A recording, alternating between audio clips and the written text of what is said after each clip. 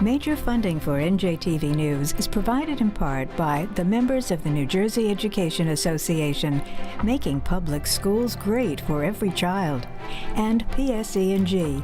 We make things work for communities. Tonight on NJTV News, the governor answered every question asked. When will New Jersey kick off sports betting? Governor Murphy says he's got no timeline for signing the bill, and he seems headed for a collision over the budget. There are billions of dollars in the Transportation Trust Fund, but how is that money being spent? And are municipalities taking into consideration electric vehicles? Plus, we'll meet the woman who lost her primary election bid but won enough votes to get her party's attention. And attending to an endangered species, the Port Authority's nest holds brand new peregrine falcons. Those stories and more next on NJTV News.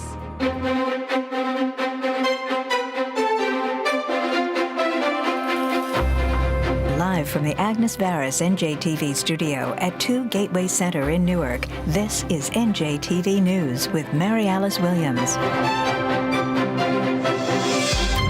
Hello, thank you for joining us. There's a state budget in the balance and a big weekend of sports ahead, but don't bet on either yet. Senior correspondent Brenda Flanagan reports. I want sports betting. Believe me, I want to place the first bet in New Jersey if I can. But nobody's placing a sports bet in Jersey anytime soon because Governor Murphy can't say when he'll sign the bill that regulates and taxes sports wagering.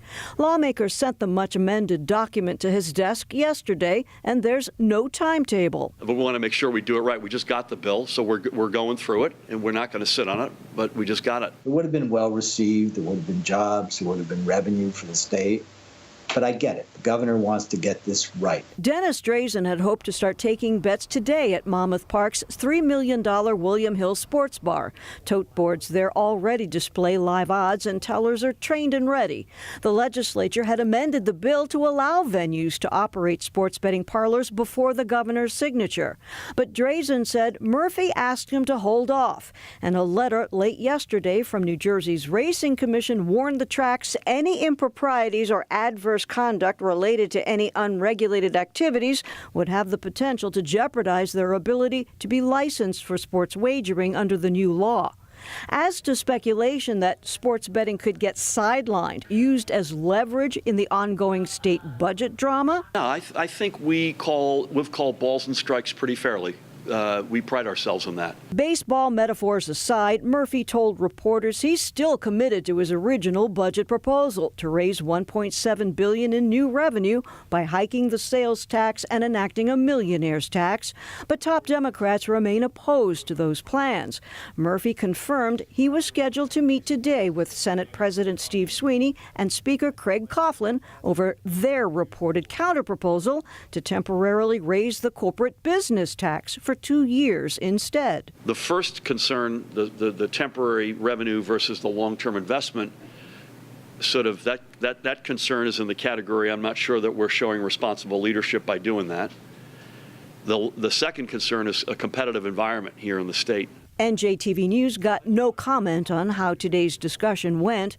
As for a two-bill combo package that would expand the medical marijuana program and legalize recreational weed, the governor backs the bill's concept, but wants lawmakers to hash out details. We've deferred to the legislature in terms of how they think the best way to get not just the right bills, but that has the best chances of success.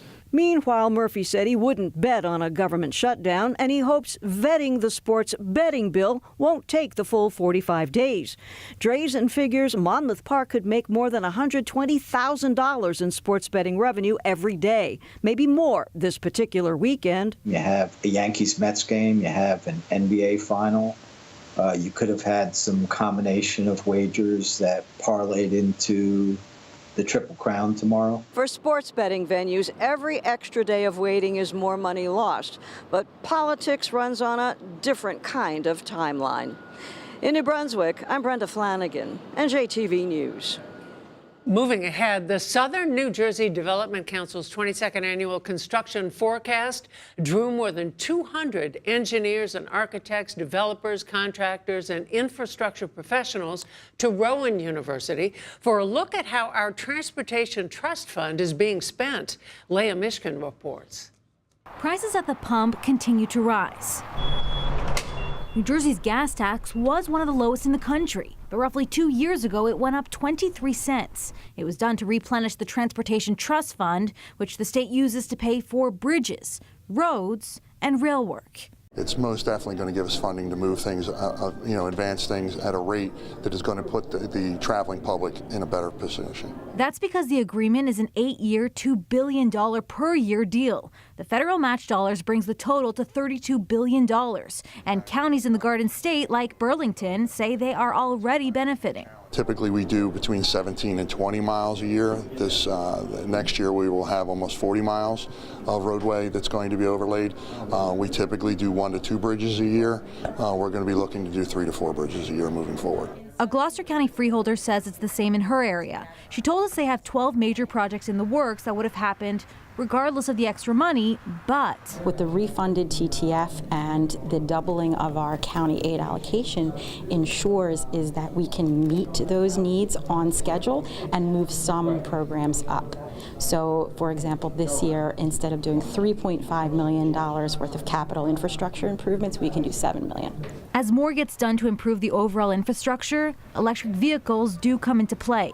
It was a topic highlighted at this Southern New Jersey Development Council event. I think from a planning perspective, the state's in a really good spot, declaring an EV task force that will contemplate kind of the chicken and egg issue. Do electric cars come first, or is the infrastructure? A senior manager at Tesla says his company thinks it's a bit of both. We're building the compelling cars that hopefully people will be encouraged to purchase and own and drive, but we're also making a private investment to our supercharger network. Tesla currently has 10 supercharging locations in the Garden State, but he says they plan to double that footprint by the end of this year. From a strategic perspective, you need to make sure that the power is there, and essentially getting power to the pad is something that should be developed in new construction, and particularly when parking cars is being contemplated. The smart grid and technology manager at Pepco Holding adds that you also have to think about charging being mostly done at the residence. And that's most likely going to happen when we have our peak in the afternoons when air conditioning load and cooking load is at its highest. So if we can create intelligent ways to incentivize customers to charge off-peak, then that's better for our infrastructure. We don't have to needlessly replace things like residential transformers and do other upgrades to allow electric vehicles to integrate seamlessly into the existing distribution system. The state has about 14,000 plug-in vehicles in use right now, but Charge EVC, a group made up of car dealers, electric utilities, and manufacturers of charging stations, hope to get 330,000 zero-emission vehicles on the road in New Jersey by 2025. In Glassboro, Leah Mishkin, NJTV News. South Jersey business growth topped today's business news. Rhonda Schaffler is here with details. Rhonda? Mary Alice, one way to help boost the economy in South Jersey is for the state to rethink its approach to business tax incentives. So says Tom Bracken, CEO and president of the State Chamber of Commerce. Bracken wants to broaden the use of tax incentives, making them more available to businesses in South Jersey and to those smaller mom-and-pop companies. Our suggestion is to drill those incentives down to a smaller size company. I think also, Rhonda, what it would do would be geographically, it would engage more companies with incentives. Right now, I think the incentive program is a little top heavy from the middle part of the state up, and we need to have the entire state have that availability. Bracken is proposing what he calls a Plan B for tax incentives in case New Jersey is not selected for Amazon's second headquarters. There still is no word on whether Amazon is any closer to making its decision. Businesses aren't waiting for Governor Murphy to sign that sports betting bill to line up their gaming partners. They're making deals in anticipation of the start of legal sports gambling in the state. Meadowlands Racetrack has signed a long-term agreement with Betfair US, which will provide retail and online sports betting. Betfair is a unit of one of the largest publicly traded sports betting companies in the world, with more than 5 million active customers.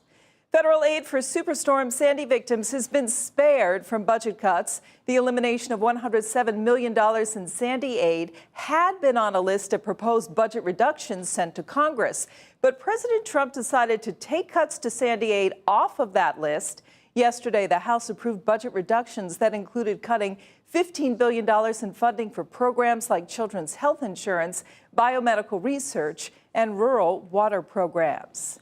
There's some financial incentive for your town to fix potholes and make other road repairs. Municipalities and counties can now apply for low-interest loans to lower the cost of local transportation projects. They can do that through the New Jersey Transportation Infrastructure Bank, which is open for business. This is the state's first transportation loan program. It's modeled after the NJ Water Bank, which provides low-interest loans for environmental programs around the state. Looking at the markets now, the NJCU index of New Jersey companies rose 6 points today, and the overall market did close higher. The Dow rose 75 points. And those are our top business stories.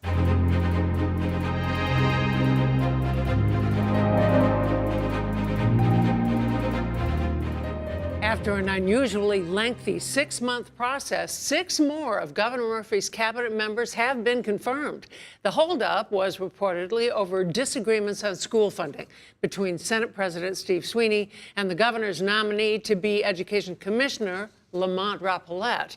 But Rapollet has now been confirmed, along with Secretary of Higher Education, Zakiya Smith-Ellis. Also approved were Catherine McCabe at the State Department of Environmental Protection, Diane Gutierrez-Scacchetti of the Department of Transportation, Marlene Caride at the Department of Banking and Insurance, and Christine Norbert-Bayer at the Department of Children and Families. The confirmation brings to 11 the number of women serving in cabinet-level posts. That's a record. Only one nominee for state police superintendent has yet to be confirmed. The state health commissioner is already at work on the administration's plan to expand access to medicinal marijuana. A state senator who's championed legalizing recreational marijuana has floated the idea of combining the two into a single bill. Chief political correspondent Michael Aaron put Health Commissioner Dr. Sharif El-Nahal on the record to get his take on this new proposal. Well, Michael, I can't really comment on pending legislation. What I can say is that even in states that have legalized adult use marijuana, medicinal marijuana continues to be an important resource for patients across those states. And I truly believe that. And what the governor has asked us to focus on as the Department of Health, again, are the reforms and the expansion of the medicinal marijuana program to thousands more patients that can benefit from it. I want marijuana, medicinal marijuana, to be viewed as yet another tool in the tool belt of physicians to treat the many conditions for which we have approved it. I do not want it to be viewed as an alternative therapy or in a different category in the schema of physicians' minds. You can watch Michael's entire interview Saturday evening at 6:30 and again Sunday morning at 10:30. A Port Authority infrastructure project is taking flight. That tops tonight's Garden State Express. Our first stop, Bayonne, where workers discovered, nestled in a nesting box high atop a 45-foot tower near the Bayonne Bridge, baby peregrine falcons, Barbara, Ben, and Pongo. Peregrines have been on the endangered species list since the 1970s. Since the 80s, the Port Authority's maintained nesting towers beside its bridges, designed specifically to facilitate the peregrines' population growth. These triplets will be tagged to help researchers track their migration patterns, overall health, and lifespan. The Port Authority says more than 150 falcons have been hatched at these facilities, producing the largest peregrine falcon population in the world. Next to Newark, where producing big gains in student achievement has made North Star Academy Middle School Principal Jody Jones one of only 2 urban principals in the nation to receive the Accelerate Institute's Ryan Award. It was bestowed on her, along with a $25,000 check, in a surprise assembly before all her teachers and students who erupted in cheers as she wiped away tears. Finally, Maplewood, celebrating the town's pride, not just in the Pride Month of June, but all year round. Crosswalks at the intersection adjacent to the municipal building sport bright stripes of pink, red, orange, yellow, green, aqua blue, and violet, the rainbow colors of LGBTQ pride and acceptance that link the 4 corners with reflective paint. It's the first town in New Jersey to honor the values of diversity and inclusion with permanent rainbow crosswalks on a county road. And that's our Garden State Express for Friday, June 8th. Something up in your neighborhood? Tip us off.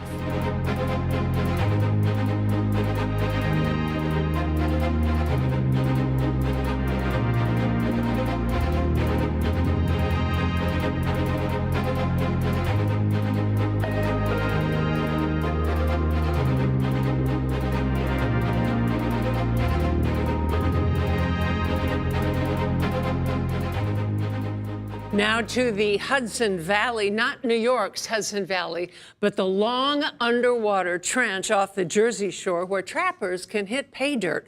Lauren Wonka reports on the art and the science of lobstering.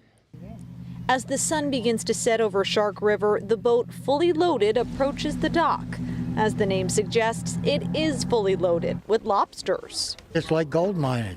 When you come in with the boxes full, it's gold. It's a family business for Joey and Adam Horvath, owners of Jersey Shore Lobster Brothers. How do you catch lobsters? Well, people think you just throw a trap out there and you get them like a crab, but they're totally not like a crab. You have to go out, you have to find what water depth they're in, you got to find where they're at. Certain times of the season, they're shallower, they're deeper. NOAA Fisheries indicates revenue from American lobster landings in New Jersey totaled $2,249,000 in 2015. Joey's been out on the open waters in all sorts of weather conditions. The Mother Nature, when you're out there, is unforgiving, and she beats you up. But when you catch and you make a lot of money and you're working hard with your own hands, it's very fulfilling because I don't depend on anybody but me. The brothers insist there's a common misperception that you can only get lobsters from New England. There's lobsters in New Jersey, and most people don't believe that. And they all think they come from Maine. We fish about 8 miles off. It's called the Hudson Shelf or the Mud Hole. It goes all the way out to the canyons. We follow the edges, the bottoms, and we read them and fish them. The lobstermen typically fish 300 to 400 traps a day. They bait the traps with bunker and skate fish to catch the lobsters. An empty trap is a heavy trap, and they're really heavy. But when they're full, they're really heavy, but they come right over the side because everyone's a dollar bill, and you're happy, and everyone's cheering, and you're ringing a bell. Once Joey and his crew pull up a trap, they check the lobster's size and toss the small ones back overboard. The fishermen ban the claws and put the lobsters on ice. New bait is hung in the traps. Eventually, they make their way back to the shore, where Joey's team fills Point Lobster Company's truck with their fresh catch. They also sell to customers right on the dock. There's great lobsters in Jersey. There's lots of them. They're fresh, and they're absolutely wonderful. Although the lobstermen enjoy their job, they admit it's not easy work, and they say you have to love it. The days are long. Sometimes they're out for 18 hours, but they insist the reward is well worth it, and they can't imagine doing anything else. On the Shark River, I'm Lauren Wonko, NJTV News. The headline following Tuesday's election had political experts volunteering their theories, asking how the state's senior U.S. senator with substantial campaign funding and party and institutional support could lose 4 in 10 votes to a virtual unknown. Community newspaper publisher and Democratic Senate challenger Lisa McCormick joins senior correspondent David Cruz. So you got 38% of the vote in this primary, and everybody says it was a protest vote. You, I imagine, object to that. Of course. In fact, I think it's an insult to everybody who worked on my campaign. They know how hard they worked. We started with around 1,500 volunteers in January, and we're able to turn out close to 158,000 votes. So, you know. How did that campaign work? What was kind of like, where were you based? Well, I did reach my original volunteers via email, but it was a people-powered campaign. I mean, people went out and told their neighbors to get involved. One of the problems that we have in politics today is that people don't care, and they're not educated, and they don't care about politics. They're taught to just let the people who in power stay in power. I heard Chuck Schumer telling Chris Cuomo on Wednesday night how good of a job they were doing. And I listened to this and I'm infuriated. I mean, how can we sit there and say, when the world is falling apart, how can we sit there and say you're doing a good job? Do you feel like you made a point in this campaign, and what were you trying to say? I absolutely felt that what my goal was to tell people is that the campaigns have to be about more than money. The first question I was asked by insiders when I was running was, how much money do you have? And my answer was, we're at war with the 1%. And you're picking people who are 1%ers or the wealthy. That's your first criteria. If that doesn't set off on an alarm in your head. So if it's not money, what is it that these campaigns should be about? Well, I say the 99% of us, that if we're in a class 4 where the 1% are attacking the 99%, I said, I don't have the $10 million, I didn't have the $10 million that Bob Menendez had, and I didn't have the $40 million that Bob Hugin had, but I had the 99% of us. So did you do a favor to Bob Hugin here? I think Bob Hugin was running his ads, and I don't think that the press even knew that I existed. Did he do a favor to you then by muddying up Bob Menendez? Again, I don't know that my support came from the media. This was an educated voter who went out and read about the issues and cared about the issues and followed their emails and made their own determinations. So you don't accept any aspect of people saying that this was a protest vote against Bob Menendez? Absolutely not. I mean, I think that's an insult, and I think that if we believe this, that it was because of Bob Hugin or some fluke or some other reason, that we discredit my whole effort and all the people that were involved in the campaign. And what I tell people is you can't lose hope. And if the people in power want you to tell you that this is a fluke and we can't do it again, I was talking to one of my supporters. I said, do you think you could get out everybody to vote for me again if we needed to do this again in another election? And they said, absolutely. So here you are, you got 38% of the vote, but you've run before. You couldn't get enough petitions to run for governor. Why do you keep running? And might not you be better served setting the goal, not to say you set it a little lower, but something that you might be able to, A, afford, just in terms of what you pay for campaigns, and volunteers, you might be able to concentrate them for a city council race, a mayor's race, something like that. Well, I mean, if you're going to put the effort through to make a campaign, you want to be able to make a difference in the end. And you don't want to end up running for dog catcher or something. And I think that we have enough problems today that people have to raise the bar of what they can, whether they should be elected, because we have to change who's in power, or we're not going to see the changes in our democracy that we're looking for. So you're not necessarily one of those people who says, think globally but act locally. Well, I think you have to act wherever you're needed. Right? Wherever that may be. That's right. What's your sense of Bob Menendez and Bob Hugin in the fall? Who would you vote for? Well, someone said to me, Bob Menendez might say, I'll take $10 million and I'll do whatever you want. And I said, but Bob Hugin wouldn't even wait. He's going to do whatever he wants, whether it's voting for you or against you. In fact, it would be in his interest, probably. So you're a Menendez voter in the fall? Yes. You're going to hold your nose and pull the lever for Menendez? I am. All right, so when's the next thing you're going to run for? Well, that's yet to be determined. I know there's assembly races coming up and there's the Senate in 2020, but I really want to work as a team. I mean, we need to replace a lot of people in power, and I can't do everything. So you want to get some allies around you? Yes, I do. I want to get more people to run. I want to get rid of the stigma that only politicians can run for office. I want people to realize that we're the 99%, and it's not easy when you're trying to do 2 and 3 jobs to make ends meet. How do you run for office? And my answer is, come to my website. Let me offer you the people-powered campaign. Let me teach you what you need to know. Let's fit it into your time, and you can offer your time or your money or whatever you have available so that we can actually get our government back and have it run by the people. All right, 38% of the Democratic vote in the state in her pocket. Lisa McCormick, thanks for coming in. Nice to meet you. All right, thank you so much. It was good talking to you.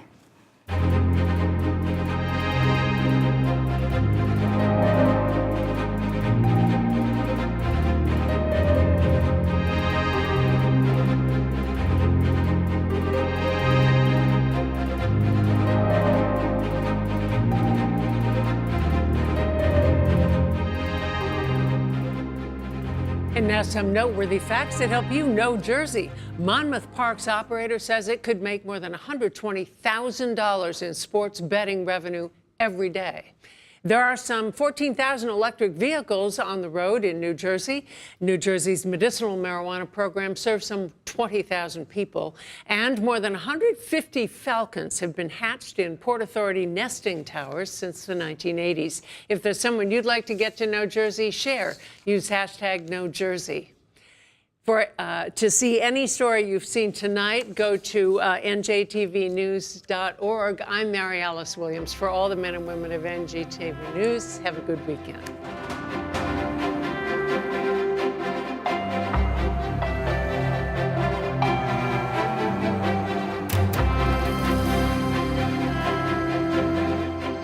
RWJ Barnabas Health.